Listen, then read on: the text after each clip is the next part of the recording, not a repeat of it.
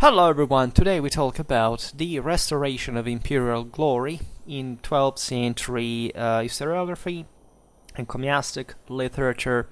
So anything that can help dimensioning this phenomenon better on the basis also of what we can reconstruct historically, which is a bit the main problem of the whole research. That is to say, we paint a picture, but how concretely, what is expressed by certain sources is there, and or what can we get most of the time. So we shouldn't be particularly suspicious or, skeptic just for the sake of it, right? But properly understanding the most important implications of the ways this particular, time in history and ideological activity or policy, even because it was really, of course, connected with the imperial court and whatever ideology was being in fact presented by it.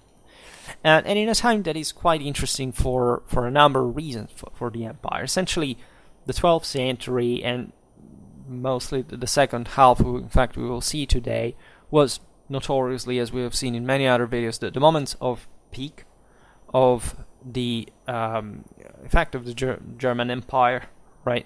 Yes, it was the Holy Roman Empire, was multicultural, and there was a general reliance, in fact, in all the chunks of it, for imperial rule to even exist, for obvious reasons, if anything, because the crown was connected with the papal consecration, but mostly we're talking about a phase of properly German monarchic revival, to which most of this ideology will remain connected in a kind of more national character, following and preceding times of great crisis instead of imperial authority, internationally, domestically.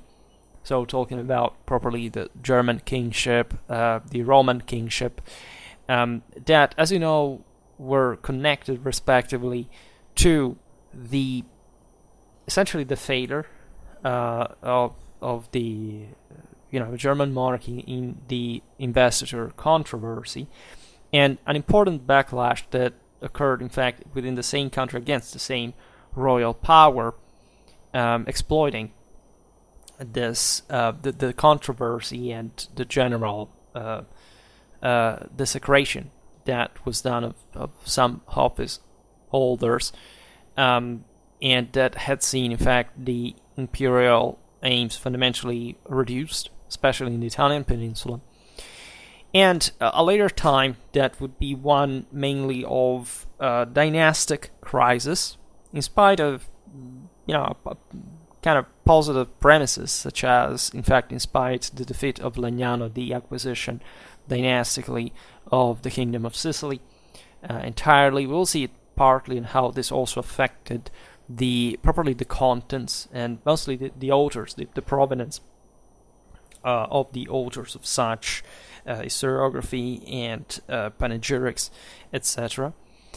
But mostly also the at that point, we're talking about the beginning of the 13th century, the unstoppable privatization of the German system, and essentially the collapse of the national monarchy, properly the public state, and so the beginning of what we call as princely Germany. Recently we made a video about the so-called Great Interregnum with Richard of Cornwall and Alphonse of Castile.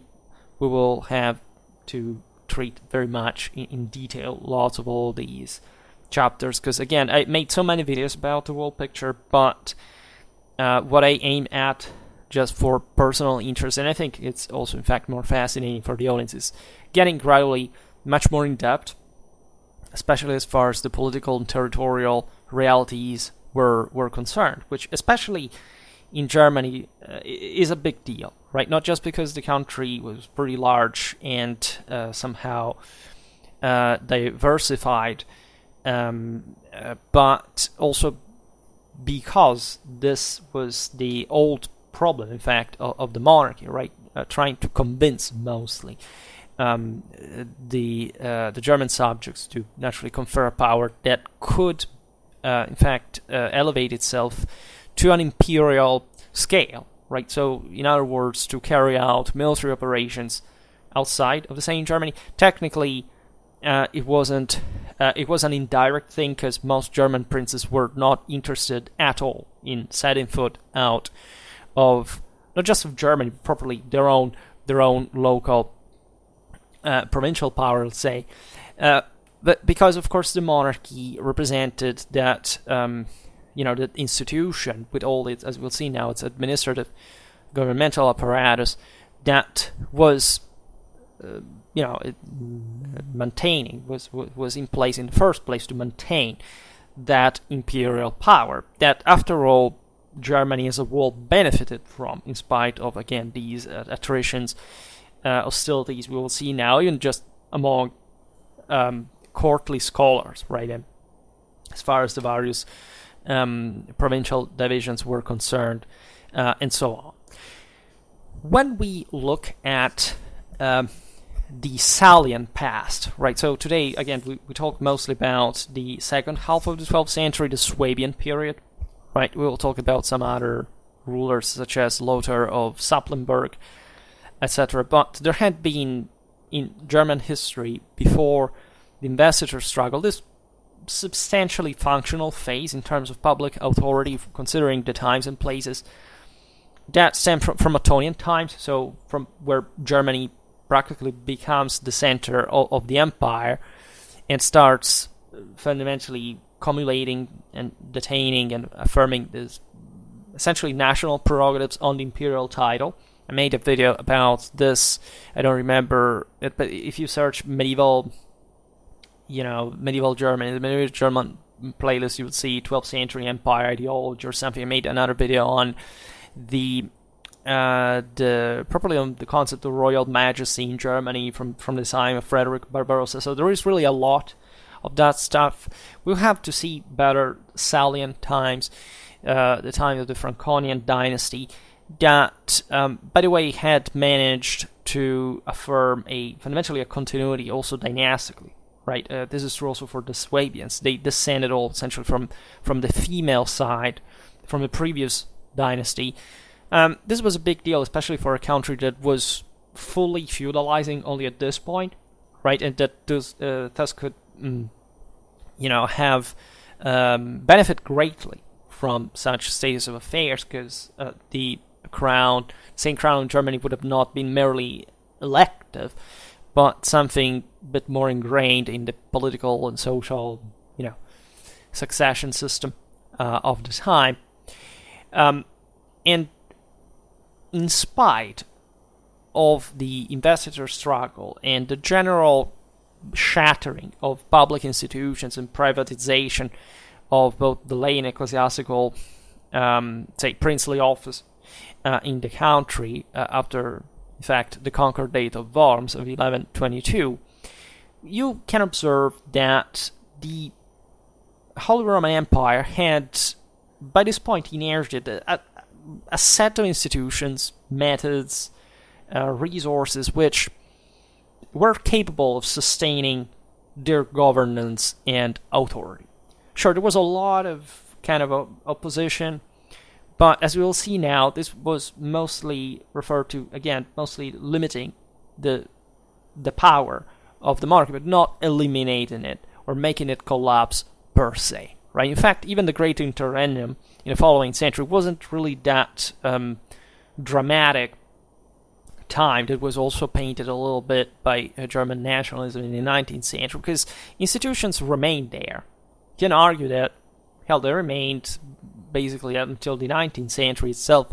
So, of course, the degree of centralization, however, was another issue. In part, this also conflicted with a bit the same federal kind of mythology gravitating around this. Yes, you want autonomies, liberties, whatever, but what about the capability of the state, right? So what actually happened in late medieval Germany is quite indicative of what happens to a state that fundamentally is undermined and sabotaged, at least from the within, also considering all the challenges that occurred internationally. Right, but it was obvious that the Germans understood and were also quite proud, telling the truth, of the Romanity of their empire, of their capacity, their prerogative, this sense again that their nation had fundamentally inherited the Imperium, and thus was embodying the most, because that's where it got down to, the noblest, the strongest, the purest people, right? The most, the worthiest one that God had chosen to rule the world, right? You can talk about the Western Empire, but generally speaking, especially at this point, when you look at Europe, the Mediterranean, the Swabians, especially under Henry VI, went pretty darn close to capture Constantinople instead of the French and the Venetians just a decade, not even, just 8 years later. So it was a great opportunity for the German nobility to be part of the hierarchy, to have a ruler that, after all, was not just king of Germany, but was also king of the Romans. And if he succeeded in his Italian expedition, he could be crowned, in fact, properly Holy Roman Emperor by the Pope himself. This was the goal, the standard, the average kind of ambition that these rulers had. And together with this, of course, the German monarchy as such had developed a certain kind of view of itself. In fact, incorporating that sense of the sanctity, Romanity, and imperiality, let's say, as a neologism, of their own office, just per se, so that even when that's why the title of King of the Romans had been embedded in the first place, because it would have not been just like the King of Germany or of Burgundy or Italy, whatever, but he would have been already as King of the Romans, like a would-be Holy Roman Emperor, so somebody that, even if not crowned yet in Rome as emperor, was somehow already a step above, right? Basically all the other rulers in the process. So we'll talk also at some point how that thing came about, and as you know, there is a Renovatio Imperi playlist, which is pretty wide at this point, but again, everything must be dealt with in detail, because these are actually much subtler and complicated issues than what they are already usually presented like. In any case, this was the moment in which, especially the Swabian house, essentially rising to the German throne, was very well put, let's say, very well placed to reinvigorate the empire, right? Also with a lot of sense of revenge, fundamentally, for what had happened against the papacy, in this kind of sense of how much they had lost, again, in terms properly of public authority in their own country. And that fueled, in fact, also morally a great part of the quite energetic Italian expeditions of Frederick Barbarossa, the attempt of subduing, again, especially the Italic kingdom that, as we've explained countless times, was the one actually connected with the imperial title, without which you couldn't quite become emperor, doesn't matter who you were. And that, in fact, had to prove just this properly imperial capacity, so that from a country you're able to rule over another, and thus displaying at least the necessary imperium to protect the papacy, at least. Except the papacy didn't like at all the fact of being surrounded, or threatened at least, by just quite two powerful neighbors. And that's also what triggered most of the issues here. Always stressing that the two universal authorities were always like, they never disconfessed each other as such. It was always about who held the office that could be regarded as the Antichrist, everything that you liked in this guise. But not, of course, eliminating the two authorities that actually strengthen each other and had, as we've explained, a very important, significant, intelligent, rational, traditional meaning, and that probably really were the ones together as such that made the West largely what it became, at least in this in the centuries, specifically in its incredible capacity of expansion and political balance and so on. Now, what did the German monarchic power consist of mostly at this time? Well, first of all, as in many kingdoms, there was an alliance with the church, as we just said, so it was meant naturally internationally with the papacy, with whom things should have in theory always gone well, but we're talking also about the properly local churches, and at this point specifically the German one, right? The prelates had just historically depended on lay power, and also vice versa, but in the form of a public authority, the monarchy could protect the ecclesiastical properties that, albeit in Germany notoriously being quite warlike, right, and having, as we've seen, undergone a privatization just also in more recent times, were however weaker than the lay ones, right, and that were in fact always threatened by the latter, for which the immediate ally, the most obvious choice up to this point, because it would change in the 13th century. We made videos about this, especially the one about the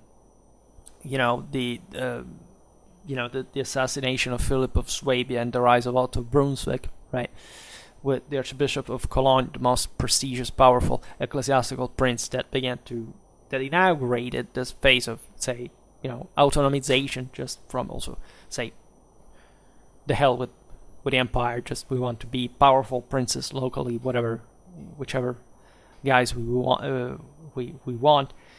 This was a consequence again of privatization, of exactly of this, the collapse that had occurred, especially during the minority of Frederick II,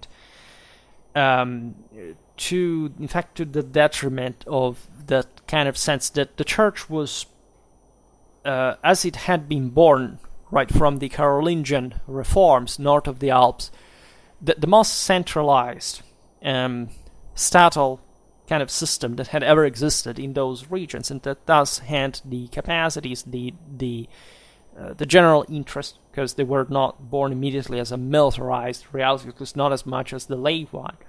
You could side with the state, and with the monarchy, and making a state, providing with educated personnel, clerks, whatever, and not only, but also, for example, the ministeriales, that were these servant knights, mostly in fact provided for the German, say, most of the German knights, right, especially the Imperial armies at this point, were made up by ecclesiastical ministeriales, especially from southern Germany, but not only.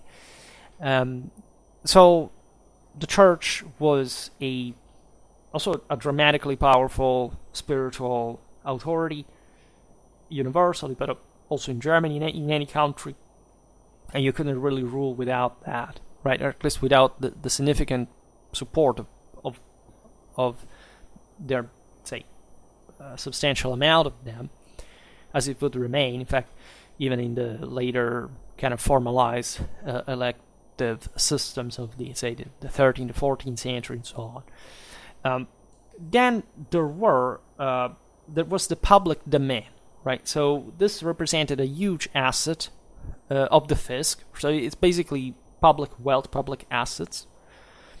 That in practice also means essentially a private possession of the monarch at a given time, which is not quite the same thing of the actual private possessions that the monarchs had as princes, which of course was maintaining a kind of a in a private way, and when possible, of course, becoming public, because this would have somehow ensured it even better as an immunity similarly to the ones that the ecclesiastical properties really had. And this fiscal lands naturally constituted, of course, a significant source of revenue for any ruler, and they were conceived naturally as a sort of, say, public, meant, say, in Romano-Germanic times, literally belonging to the king. That was the absolute public authority in theory. At this point, it meant, again, mostly what you could negotiate with the local princes, in a way.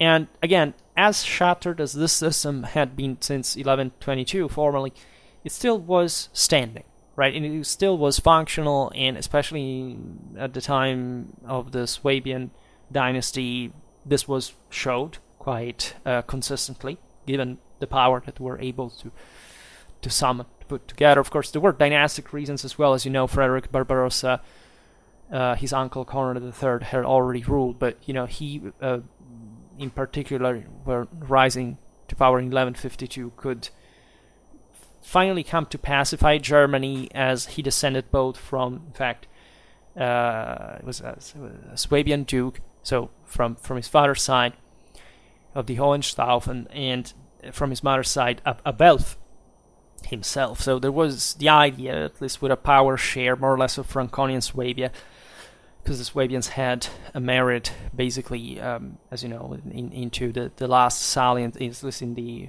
female heiresses, and this had, because they had been the only ones that had been loyal to the Franconians at the time of the investiture struggle, right? They were also relatively close in southwestern Germany. And there are a branch, the Este branch, that had come back to Germany from Italy, and that had accumulated this great power in Bavaria and Saxony, and that thus formed this kind of secondary axis that was somehow less developed, of course, than the southwest. It was basically the greatest, the most developed in many ways, and also just closer, at least more functional for an Italian intervention. And this promised well, because again, there was a broader pacification, and that was, again, mostly the royal figure was called to perform, right? The Germans, legitimately, like anyone, were very sensitive to this concept. I made a video properly about the concept of the Friede that I discussed mostly when talking about the Swiss Confederacy, but later times, but that is still, part of a very old concept dating to, to ancient times, even. They want properly of peace in arms, right, or peace achieved through deterrence, through the display of force that the ruler had just to embody, in a way. This was present also in, say, the Alexandrine ideal of, just entering cities without even needing to besiege them, because the subject would be like, well, wow, this guy's like, the ruler of the universe. Nobody can oppose himself to it. It's a very traditional concept of empire, the one that had marked the Roman Empire, the one, in fact, that the Germans had inherited as such. Just, however, this was so true by the kind of primitive and traditional standards of the Eastern Frankish kingdom that it had come, at least relatively unbalanced from a certain point of view, right? And just an example to fix this: when Henry I of England suggested to Henry V, Holy Roman Emperor, that regular royal taxation in the Anglo-Norman way might profitably be introduced into the Eastern Frankish kingdom, the sources from the Western, from the Holy Roman Empire itself, especially from Germany, did not complain, actually, of course, about the paucity, the relative, at least, paucity. There was a huge historiographical debate about this, we'll talk about it in a while, of the governing institutions as a consequence of itinerant kingship was a disadvantage, right? Instead, they answered, again, traditionally, that the virtues of the rulers themselves ought to be adequate for solving the perceived problem of the country, right? So this, by especially the second half of the 12th century, was becoming somehow anachronistic in Saint Germany, and that's why Frederick Barbarossa was trying, in fact, to import successfully, properly, Western Frankish feudalism in its entirety. By this point, Germany was also just a different country. Look at, I don't know, at this still more kind of Romanesque and kind of face, also with some kind of more zoomorphic, phytomorphic face than the Gothic was applied in the country compared to France. Germany was also to be yet reclaimed, deforested by a substantial degree. At this point, of course, was a massive expansional capacity of the country that the monarchy began to ride as well.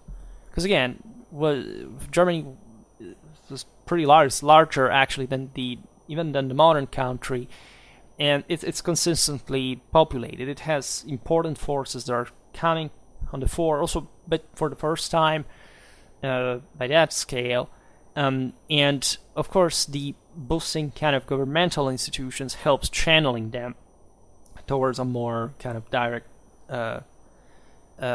goal, right under the sovereign, hopefully. But as you know, there is a lot of autonomous expansion for that matter that, in fact, the monarchy could not control. Naturally, when there are two huge historiographical debates. One is coming up just in a relatively recent way. That is to say that the Norman kingdoms were, let's say, have, generally speaking, being treated as, very advanced, very centralized, very stable, like, but recently have been kind of a bit resized in that sense. At least especially the English one was considered a bit rougher and less stable, and of course there were lots of problems going on, but there is no doubt about the fact that the public structures were much better kind of suited for, again, a central government for the time standards in England, say, than Germany. This stemmed also from the fact that at least the English had a more gradual and somehow compact monarchic development that largely also the Normans maintained, of course, not just as a kingdom, but also properly in the Anglo-Saxon administration. It's just a more compact land in itself. There are more neatly defined boundaries. It's at least, especially the south, from properly which where the monarchy rules, is well connected also with the continent. There is a lot of input coming from France. So Germany is bigger. It's traditionally an elective monarchy. That is not to say that the other monarchies in Europe traditionally weren't, right? But from a strictly institutional point of view, they began to abandon that kind of, say, yes, there is the election, the acclamation, whatever these public rights at the moment of the crowning, whatever, but they're not just like, we talk about dynastic monarchies mostly, especially in Western Europe, talking about France, England, the Iberian kingdoms. Germany is properly an elective monarchy. The monarch must be elected. There is a degree of dynastization, as we just said, but this responds fundamentally to the fact that the weight, the wealth of the single princes and what they could put on the fore on the scale of a national policy. Still, the country retained the sense that the various chunks of it that had historically, traditionally been substantially separated still at this point by great rivers, forests, spaces. That again, there is a huge difference between, say, northwestern Germany and the southeast, right? The southwest, the northeast. We will see it partly now. And there is a debate, historiographically speaking, on, especially in the wake of the, in fact, the collapse of the system in the 13th century, on how much by the 12th, especially, so the moment of greatest power, at least displayed, did Germany differ from, in fact, kingdoms like France or England, right? And there's a voice says, well, not so much. Well, the countries were significantly different, right? And this cannot be ruled out. So this is a mistake that is often done by historians of institutions. They just study institutions formally, juridically, but then they don't measure the pulse of the land politically and socially, right? In Germany, it was this already deeply kind of federal mentality for which you couldn't properly overstep, right? The entire thing on the princes, of course, the entire deal of the empire was mostly, again, go make war somewhere else. So the country acquires prestige, but don't ask us too much. We want to be autonomous. This is very different from what properly the say, not even the vassals, the most autonomous vassals, say in France, reasoned with such a sense properly of local detachment from monarchic policy, right? Because in fact the political and social development was much greater in most cases. So these things, again, must be reckoned important, especially when you do not have a previous history of further kind of centralization, and or when this has been significantly shattered again in a country where it's never been seen in particularly favorable ways. So again, there was this traditional idea, like, I don't know, in Tacitus' Germany, where the leaders of the Germans were chosen by virtue, and so when there was need of them, again, to pacify the land, to fight a war, whatever, were chosen. But then it is because everybody recognized their greatness, and not because there had to be kind of hypostatic monarchic apparatus that had just to be filled by occupied by someone, imposing itself on the local communities. This alone, just as a mentality, tells you really a lot about Germany at the time. And it's a character that it maintained historically, right? And there is no way around that. So this came, as we've seen, together with the sense of honor and glory that the Germans felt were called to restore, right? Just it was important for the rulers. It was significant, at least indirectly, for the princes as well, and especially given the fact that the empire had been disordered by years of enmity with the papacy, and this required a reformation of peace, justice, and religion. Especially the Swabian dynasty, from that pretty sound background, decided to take, and this is also somewhat German in nature, like a longer step than their own leg, but significantly so, because it showed all the ambition, the initiative, the aggressiveness, because Germany was a consistently warlike country. At least it was much more militarized, less kind of civilly ordered than ours. There were these fresh forces could be just put out there, and they would mostly fight for internally, right? If there hadn't been, in fact, an empire that would have been able to channel them somewhere more sensible. Consider also the fact that Germany wasn't, definitely a maritime maritime power. So you have all land around you. The most sensible option is, of course, the south, because Italy is brutally wealthy as much as brutally fragmented politically. So it's it's the best target, the best prey, and that's what they went for, and not that it would be in fact an easy thing, because they eventually just failed. But it was still the most sensible thing. Of course, 19th century nationalist Germans stressed that the Swabians were romantics that chased kind of the chimera of the Mediterranean, empire and whatever, while they should have concentrated in the expansion in the Baltic, in the north, in the east, where look at those Saxons refounding Lubeck and making the Hansa work and etc. That was the true vocation. The South would have just corrupted them and whatever, except, everyone that at the time opposed the Hohenstaufen, and as long as they came in power, they did exactly what the Saints were, because of course, they knew much better what was the most sensible thing to do for those times than we do, in case you ever wondered.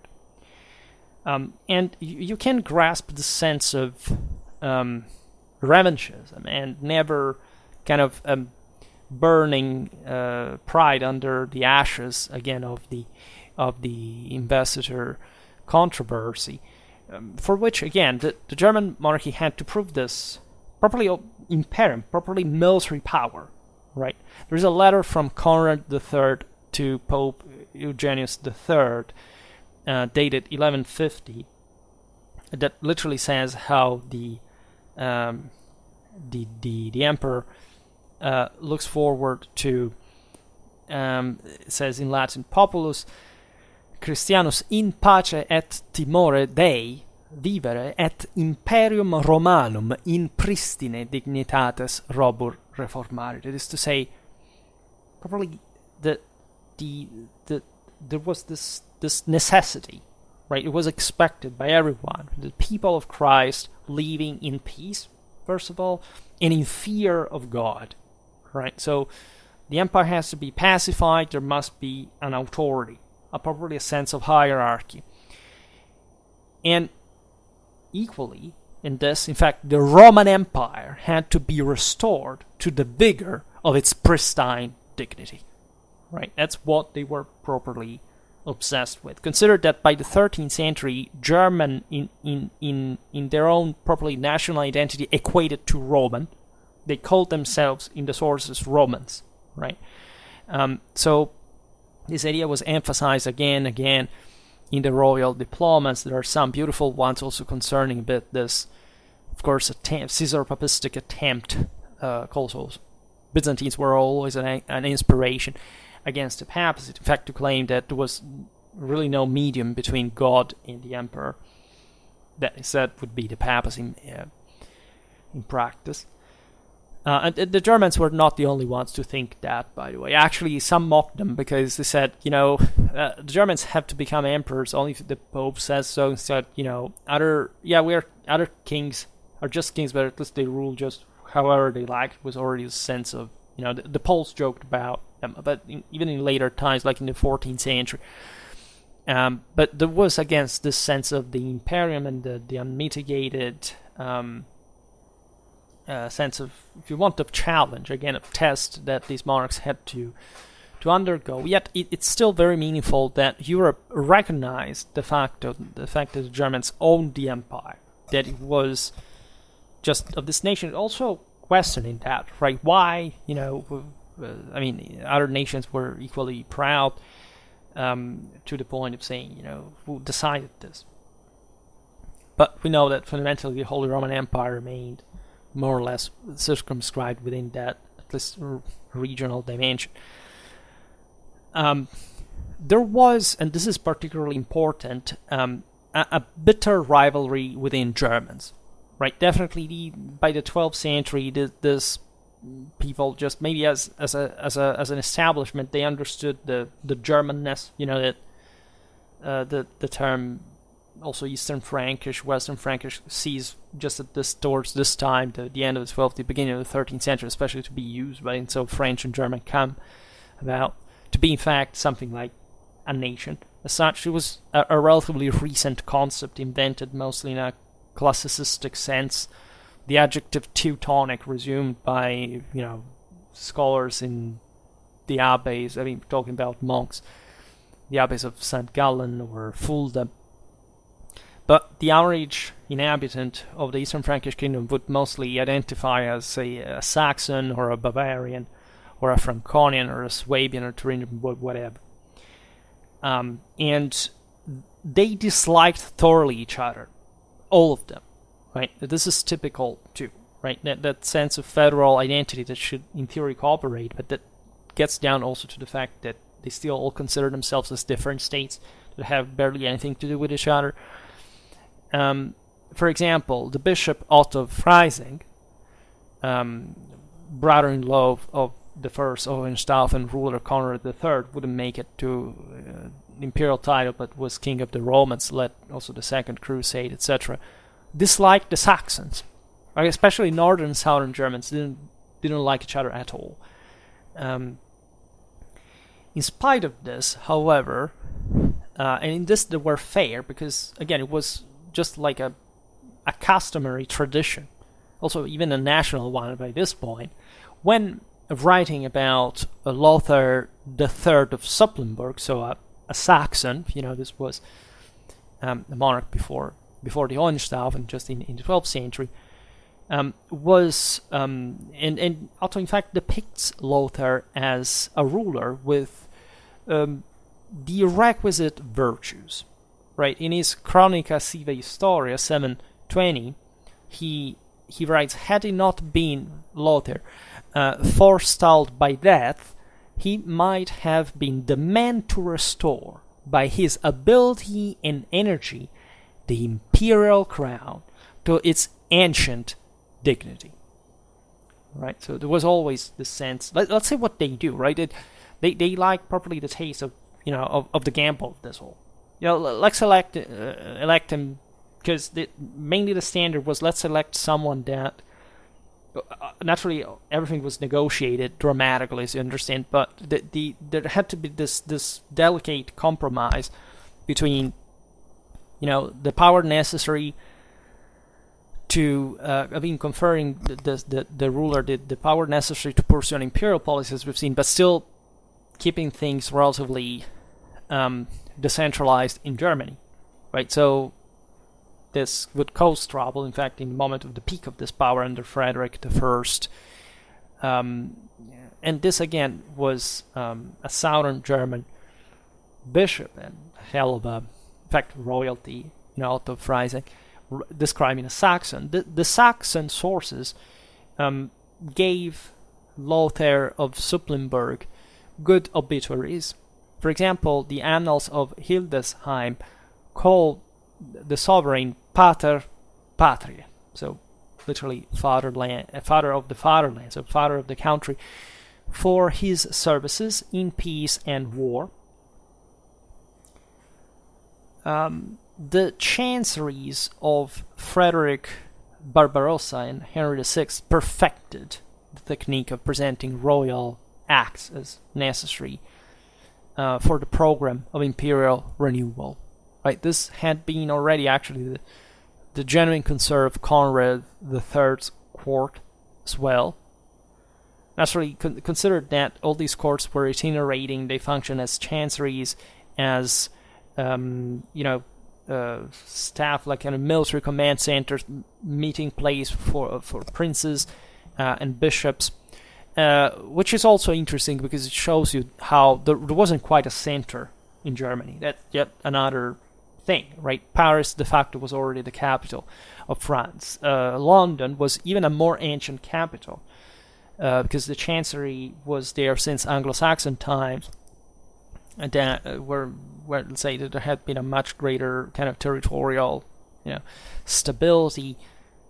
Germany didn't have such a thing like a capital, right? There were the most important cities definitely on the Rhine. We're talking about, in fact, the seats of the main, of the most powerful ecclesiastical principalities: Cologne, right, Mainz, Trier, not on the Rhine, but still in the west. Then there was Aachen, that in theory was the Carolingian capital, where in fact most of the crowning of the king of the Romans took place. Usually, another important center where the German crown was given was Frankfurt and Main, of course. So you see also the Franconian legacy as a bit of the area that had been more anciently colonized by the Franks, had brought all this kind of imperial grandeur with it as a political legacy in Germany. So the itinerance of it was a great deal, because normally these courts moved. They were maintained locally by the vassals that provided the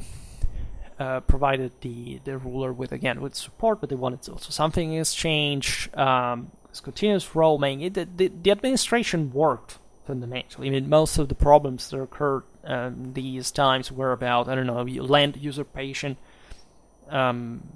violence of different types. So the emperor had to go also with his ministeriales, with his pretty grizzled, strong, this iron arms of imperial power that were there just to slaughter whoever would have, stained himself of the sin of some crime, etc. Speaking of Conrad III of Swabia,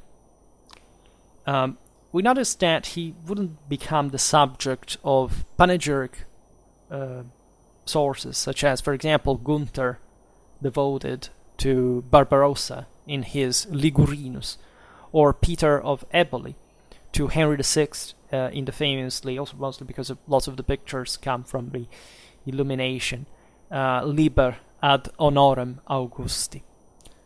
In his history of the two cities, Conrad III's half-brother, the aforementioned Otto of Freising, gave a decidedly pessimistic account of the reign of his own, in fact, half-brother, down to 1146. And most of this stemmed from the fact that Conrad had appointed the other half-brothers as margraves of Austria. And this had caused a war in the southeast that had significantly damaged the bishopric of Freising, right, and other areas of Bavaria. So Otto hadn't quite forgiven that to his grandfather. It was the point that their mother Agnes was the daughter of Henry IV, Holy Roman Emperor, and she had first married Frederick I, Duke of Swabia. This would be essentially the grandfather of Frederick Barbarossa, that we call Frederick first, of course, as Holy Roman Emperor, but he would be Frederick III, Duke of Swabia. So Agnes was mother to Frederick II, Duke of Swabia, the father of Frederick Barbarossa, the mother also of Conrad III, in fact, of Roman king of the Romans, say better. And she had eventually married, however, Leopold III, the Margrave of Austria, right? And Otto was the fifth born son of Leopold, so that's where the Swabian kind of Bavarian in fact, blend had occurred there dynastically.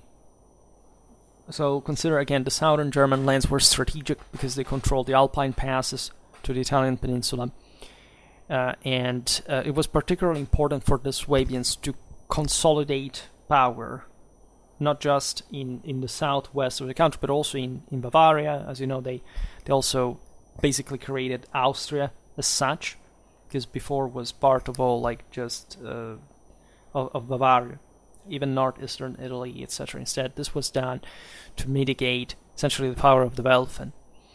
And this, anyhow, occurred later. But there had already been this issues, right? So mostly wars. Like if you look at the time of Lothar of Supplenburg, of other rulers, the situation had not been stabilized yet until Frederick Barbarossa. And again, these local feuds in Germany were all over the place, really. Right? Then we have another panegyrist, which is Godfrey of Viterbo. This was an Italian author, Viterbo, just north of Rome, who was taken on as a royal chaplain towards the end of the reign of Conrad III. right? And Godfrey ascribes the conventions and attributes of kingliness to Conrad III. It's mostly wisdom, also fine appearance. I mean, people at the time generally believed that beauty was a moral virtue, right? That physical, say, fitness, physical good appearance was all one with morals as well, which is also another typically traditional belief, and you find it so very late in time in the sources. It was important to be fit also in a martial sense. In fact, Godfrey stresses. I mean, Frederick Barbarossa's father had competed for becoming king himself, king of Germany, but he had been blinded at a siege by in one eye, which automatically disqualified him from royal fitness, and that's also why he spent the rest of his life building castles in Swabia that would turn out to be very useful for his son. This was a bit like all German emperors came from some father to build lots of castles, starting from Henry the Fowler with his son Otto I, and also with the Salians had done the same. And that tells you the scale, the importance of private assets in all this. Just even to become a public authority as well. I made recently a video about Swabian Lotharingia exactly in the reign of Frederick Barbarossa, telling you how these families were rising, at least in that case in Swabia, also kind of trying to make it like a great private domain, as opposed, however, to this kind of honor of the Duchy of Swabia in that case, that all the rest of Swabian nobility was saying, halt, here we own it, also collectively, traditionally. It's a very interesting subject. So Conrad III, as a Swabian, was praised. We've seen before the Bavarians praised the Saxons, but the Saxons also didn't like the Swabians at all, but wrote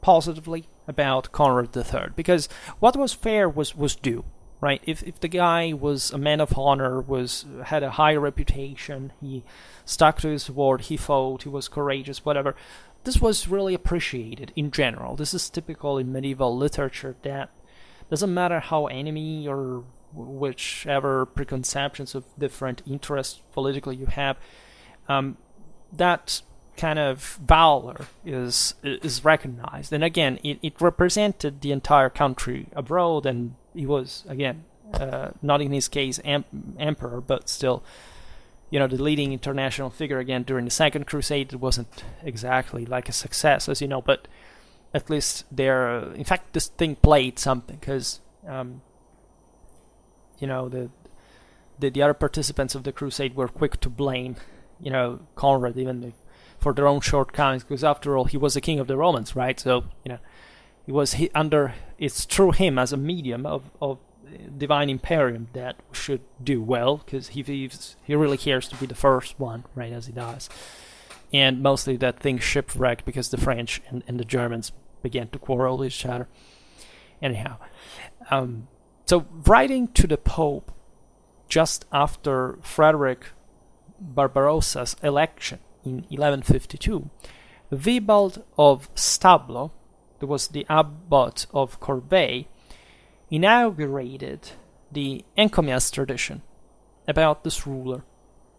Barbarossa is one of the great heroes of the Holy Roman Empire. I mean, when even Renaissance sources talk about the empire, it's three names. It's Charlemagne, Otto I, and Frederick Barbarossa. These had embodied the highest moment of Germanic kingship, empire, and for good reasons, after all. Again, Frederick would be essentially the peak of German power during the Middle Ages. And he remained, a bit all the legions, the fact he's not really dead, but he's waiting to rise again with Germany, he will be tread, all these kind of things. In any case, the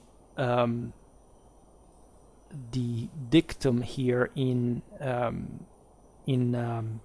Wibald of Stablo's work sounds like fuit ante ac ingenio acer, consilio promptus, bello felix, rerum arduarum et gloriae appetens, inuriae omnino impatiens, affabilis et liberalis, et splendide disertus iuxta gentile idioma lingue sue.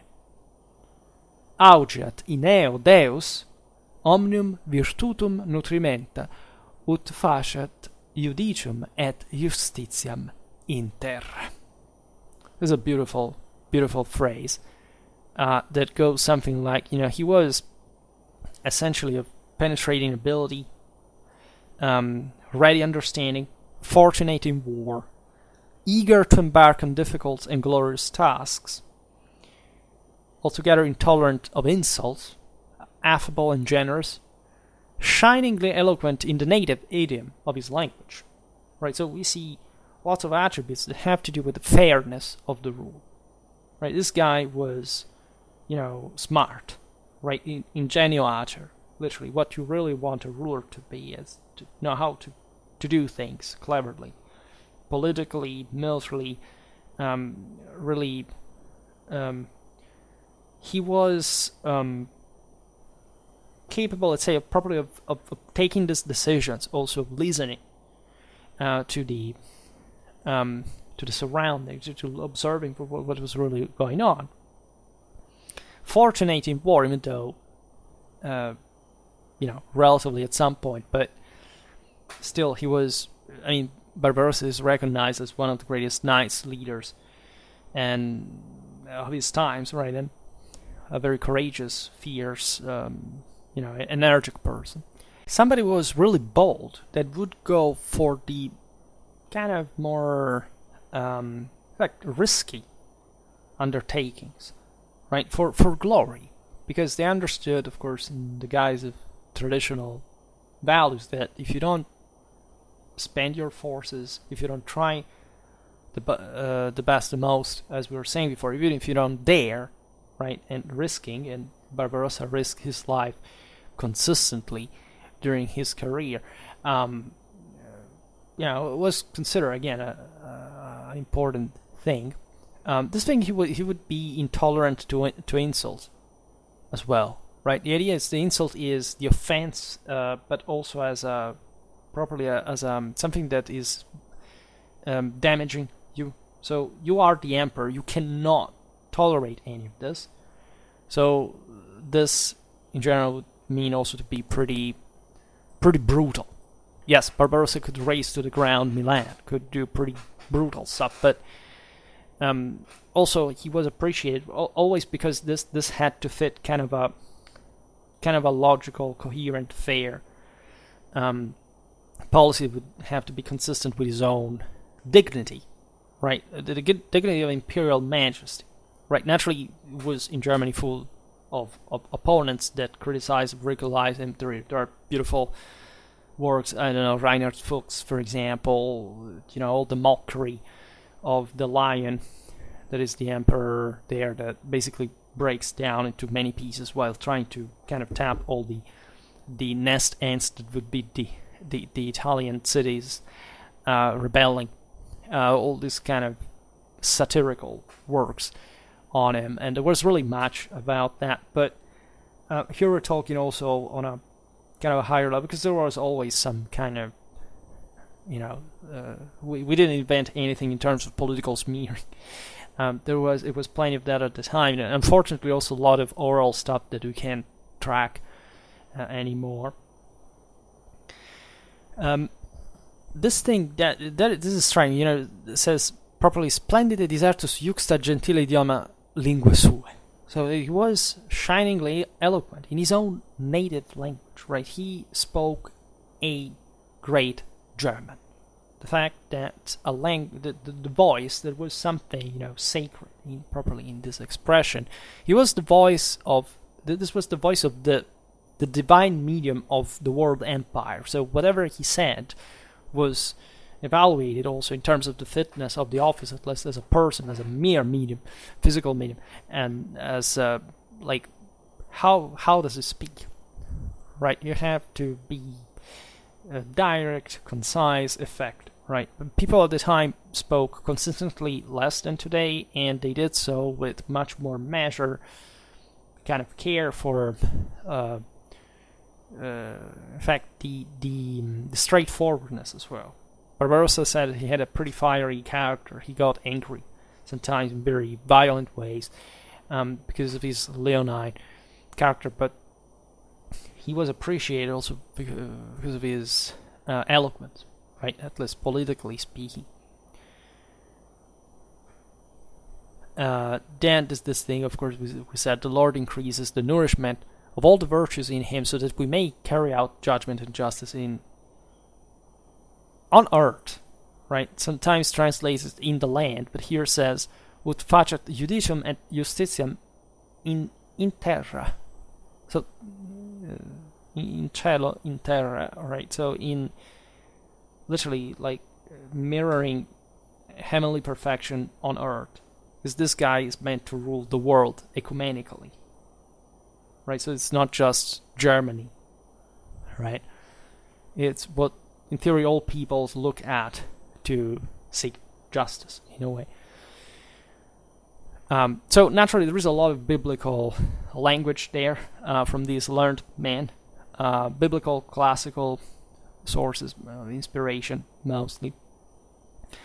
The Bishop of Freising, Otto, was also enthusiastic about his nephew abilities. As we've seen, they were Otto and Corinth were half brothers, and then Frederick too. I mean, Frederick's father, the homonymous Frederick. And Otto's prose is, generally speaking, pretty sober by some standards. So when he talks about Frederick I, instead, he just excites himself. He attributes to him a character that equates him to an episode, a passage properly of the Gospel of St. Luke 166 regarding the infancy story of Christ. It says, "What manner of child shall this be?" Right? It was a prodige. And everybody, there was, as we were saying before, kind of a general expectation that he would have to be an effective ruler. Helmut of Bosau, that is in Holstein, and that disliked the Swabians, so we are latitudinally at the antipodes of Germany, expresses great admiration for Frederick Barbarossa. He was struck by him, and he also chose a biblical quote in order to praise him.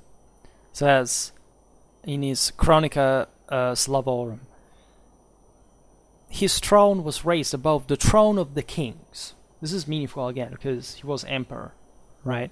So he was really the king of kings, like the ancient, also Achaemenid title was around, also biblically, to stress properly the imperial, the world ruler, that had been before him many days, and he grew in wisdom and in fortitude above all the inhabitants of the land. So this aspect that he was wise and strong, and thus he deserved to be individually the leader of the world. It's a big deal. So there were these names of panegyrists of Barbarossa in Germany, such as Gunther, Raven, right? But Frederick impressed also the Italians, and not just Godfrey of Viterbo that we mentioned before. It was royal chaplain at the time of Frederick's uncle. For example, there are all kind of civil analysts of the Italian communes that write about Frederick. Naturally, was in Italy for a long time and fighting pretty hard. One famous author is Otto Morena of Lodi, that is just next to Milan. And if you know the story, I made a video about that. Of course, Barbarossa had been called in Italy, first of all, because the Romans had kicked out the Pope out of the city. Just a little detail that was actually the official reason. But at least one of the most concerning ones was the fact that Milan had traditionally exited his district, his comitatus, and had began to harass Lodi. They wanted to acquire, as would later on. So Otto Morena was from Lodi, and he hated Milan as a consequence, so much that he writes this important story, together with his continuators. By the way, it's a chronicle, so they updated it even after the initial author had died.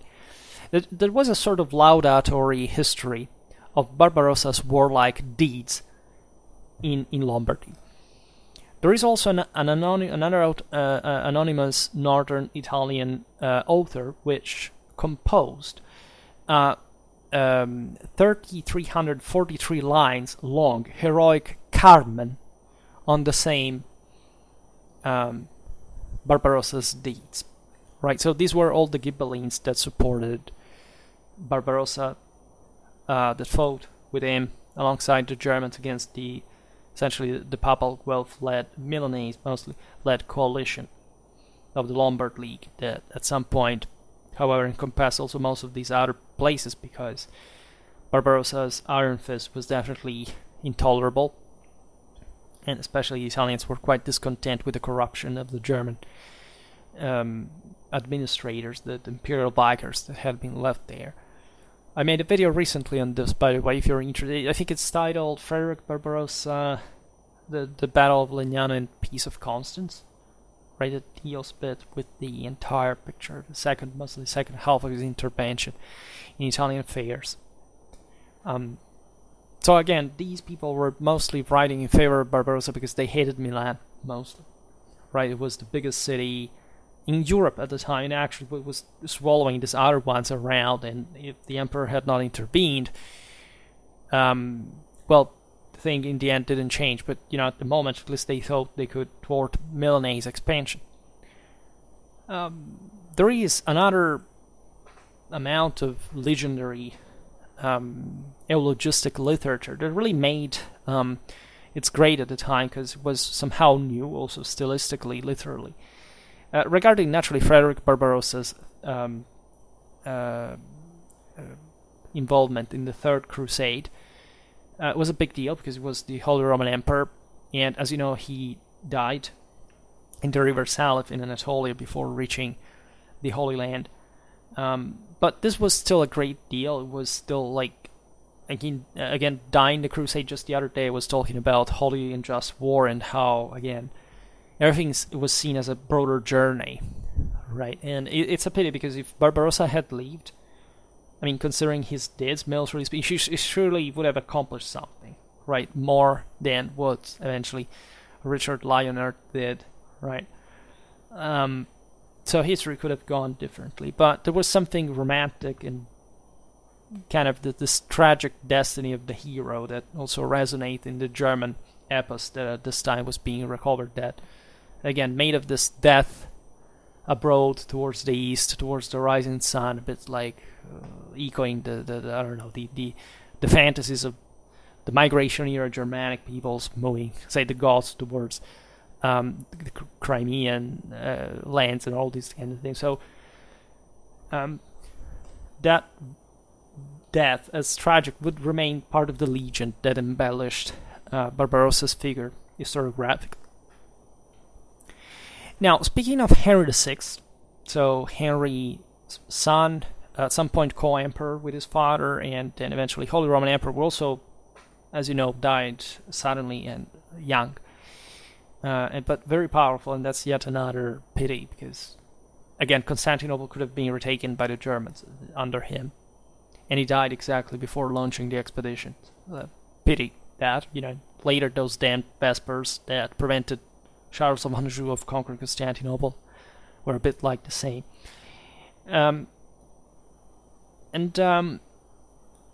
and in Henry VI's cases, the panegyrists are, at least the principal ones, are Italians, not German,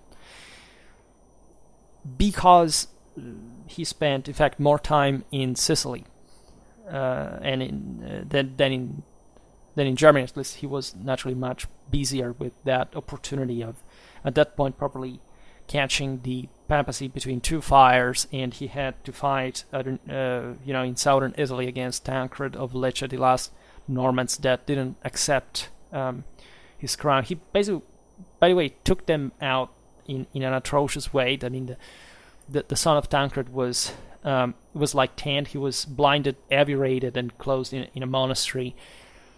There were pretty vicious things. Henry VI was really a character. He was very cerebral in many ways. He was like a political thinker around that pattern. It was extremely brutal, right? And not that, monarchs at the time wouldn't be so. But we're looking at this also. Think about Richard Lionheart, prisoner, used a bit like a credit card after his capture in Germany. In any case, again, staying in Italy, he mostly was praised by Godfrey of Viterbo, that was still around, interestingly enough for the time, because people didn't live that much after all. Famously enough, also the aforementioned Peter of Eboli. There were German chroniclers naturally impressed with Henry's energy, especially in attempting to fulfill the ruler's duty of providing peace and justice in his realms altogether. It's worth remembering that the Holy Roman Emperors, in spite always seeking to establish this kind of centralized Mediterranean empire, whenever they ruled in Germany, that they deeply felt the fact that we're German kings. They still, of course, was a matter of pride, right? Mostly had, with the exception of Frederick II, they had been raised there proper. They were true kind of Germans at heart, let's say. So, but even a ruler like Frederick II cared enormously about this. Also because, and this helps understanding the thing again, there was a sense of personal power, especially at this point under the Swabians, like an idea of feudal possession that was in theory, again, according to the traditional model, like, it's as if you had owned all the land yourself. They were just men of enormous ambition, and they were right in being so, because there was, again, a broader civil, universal, imperial mission to fulfill, and they had to be up to such standards, and their duty required them to be present everywhere. Mostly the Hohenstaufen shared. Again, they kept either children there, sons, ruling in the various countries, sometimes with problems, but mostly, at least it depends, they didn't end, as you know, very fortunately.